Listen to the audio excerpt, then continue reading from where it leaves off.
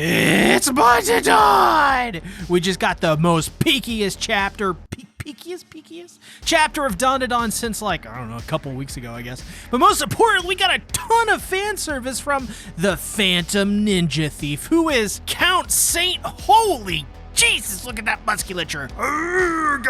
But not only that, next week's chapter, guys, I think we are about to get Count Saint Auga versus Mommy.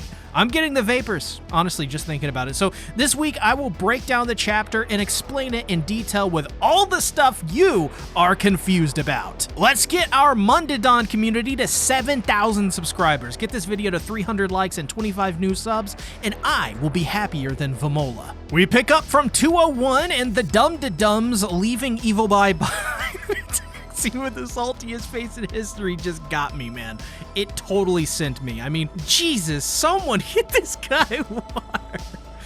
Oh, so it is just Seiko, Vamola, and the Shrine Guy making their way into the castle to confront the Phantom Ninja Thief. Though, the most important detail, in my opinion, is Vamola, who is just so gosh darn cute. God, I love her Naruto ninja run, which is kind of apt for this week's chapter because of the Phantom Ninja Thief, right? So either way, Vamola, we must protect. So as they make their way into the abandoned castle, we get some very vague information on what the Uchide no Kozuchi is. Which is funny, because I actually wrote an entire ass script last week for a video I decided not to release, breaking down what this weapon is along with the Ogre Club, because it turns out that this is based on a real object, and you may know it as the Mjolnir or Thor's hammer, because that is based on the Japanese folklore of the Uchide no Kozuchi. I don't want to spoil what this is because I think it is very important that we don't discuss it in this video. But if you want, I can release that video as a bonus in a couple days, so it does not spoil anyone who wants to keep it a mystery. As it is very clear to me, Tatsu, by just explaining it as, oh, it's just the magic hammer everyone visualizes, means he's planning to use it in this fight and doesn't want to reveal its powers just yet. And I plan to keep it that way for this video. Momo points out that it is kind of odd they go to a popular tourist attraction to hide the hammer, which is when the Phantom Ninja Thief grabs onto the Shrine Guy and puts a blade to his throat. I guess you could say they never see it coming. The girls are then surrounded by other ninjas as we see them both realize the predicament they are in, and it is one big predicament. But despite all of that and being surrounded and outnumbered, I just love how fierce all three are in their own ways, which is a trend with Dandadan. Dandadan loves its female characters. They make every single woman in this show fierce badasses who don't give a crap. Seiko is like, what the hell is this? As Vamola, in her own just cute way, just tells him to outright stop. I love the simplicity of Vamola because it allows her character to really stand out. She's very pure, almost like Gigi in that sense, but maybe more ditzy and airheaded. All in a good way, of course, by the way. I'm not saying that in a negative, but yeah, Vamola is still projecting that mom energy. It's just so funny. That Seiko, being the badass G-MILF, she realizes when the ninja tells them to accept their defeat, and the fact that he's, wielding a Kozuka blade, knows that they are being fooled and tells the two girls to run and get back to the taxi. Because she knows this fight will take up too much time, and she would rather face them all alone to make sure Momo is saved than to take this fight with all of them, as they know that Seiko and the others, they're there on a time limit. I just gotta say, this first opening with the big reveal and all this, my god, this was some really good stuff. I loved the entire thing, and the chapter really only gets better because Tatsu, this guy knows his audience. As it is made clear by Seiko that there is no priest, it is in reality Count Saint Auga. He transforms, and in the process, his clothes vanish, revealing him in nothing but whatever the hell that is with his bulging, sexy abs. Listen, I prefer women 100% every day. It's just my preference.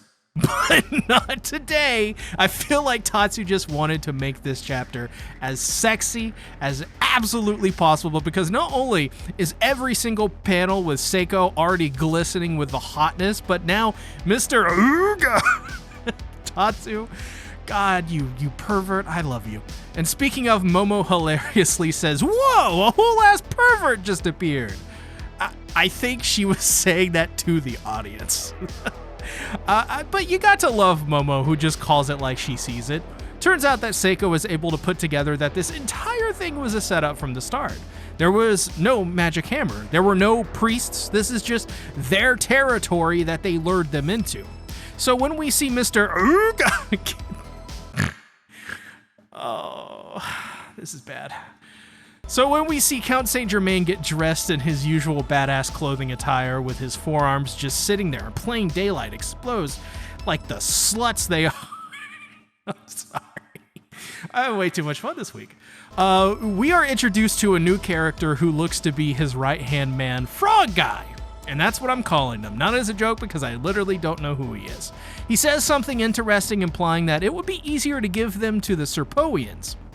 To which Mr. Ooga says that it could be difficult to do that, which is why they put on the performance. So my theory on this is that Ooga is not at all associated with the Serpoians, and that it is a separate faction altogether, and one they are effectively using as like a pawn.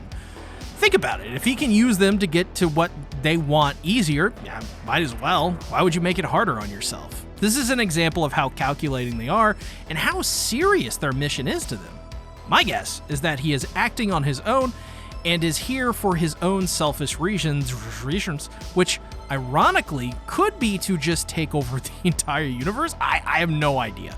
But we will ultimately just have to wait until the reveal to get a clear view of his ambitions, which I think that's what we may be getting with the next couple of chapters.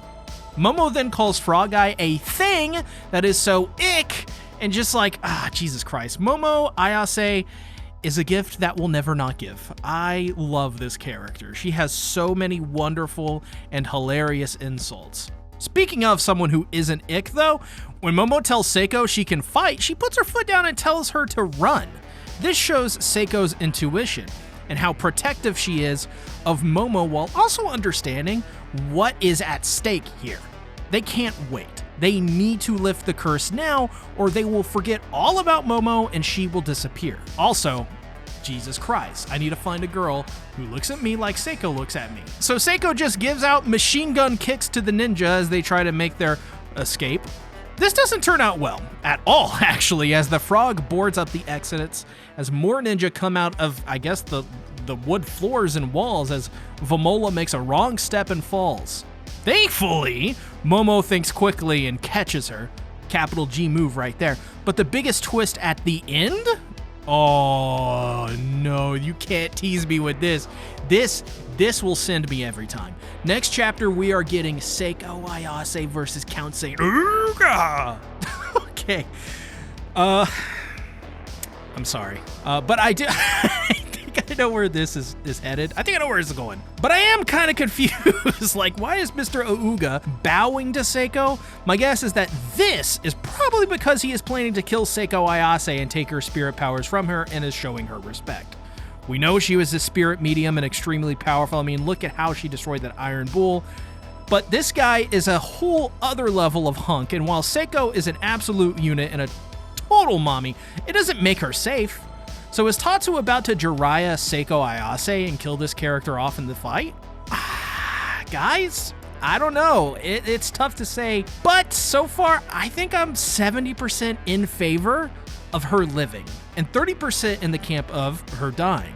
And I'll explain why. We know for a fact that Evil Eye is in the taxi, and in terms of outright strength, he is driven by pure rage and thus could likely overpower Mr. Ooga, especially when you add Seiko Ayase to the mix. The numbers don't lie, and that would spell disaster for Mr. Ooga.